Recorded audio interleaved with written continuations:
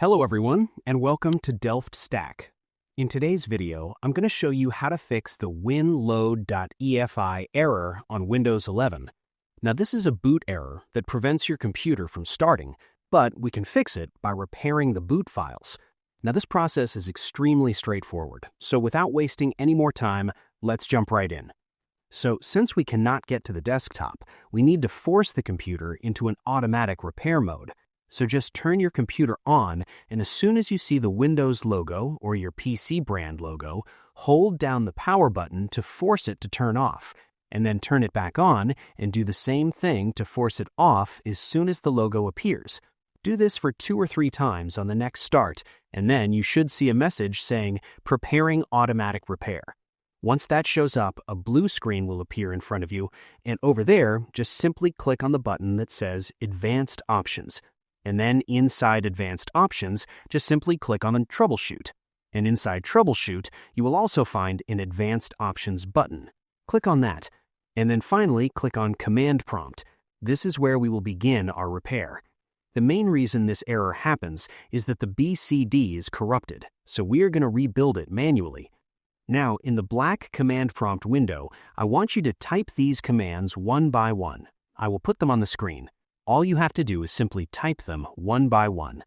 Enter the first command, which is bootrec /fix mbr, then hit enter. Then the second one, which is bootrec /fixboot, then hit enter. Now type the third command, which is bootrec /scanos, then hit enter. Now this will look like a Windows installer. And then finally type bootrec /rebuild bcd, then hit enter. After that, if it finds a Windows installation and asks you to install to boot list, type Y for yes, and then hit enter. If the command doesn't work, sometimes the secure boot feature in your BIOS mistakenly blocks the winload.efi files because it thinks it's a virus.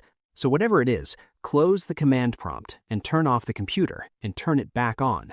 And immediately start tapping the BIOS key, which is usually F2, F12, or delete, to enter the BIOS settings. And once you're inside the BIOS settings, look for an option called Secure Boot or Authorization. Inside that particular setting, you should be able to see an option labeled Secure Boot. Simply disable that function. After that, press F10 to save and exit. If your computer boots up correctly, you can try enabling it again later on. But this often gets you past the error screen immediately. So that's it. Your computer should now boot straight into Windows without any errors. So I hope you find this guide helpful. If you did, please give this video a thumbs up, share it with your friends, and subscribe to the channel for more helpful videos. So thank you for watching, and take care.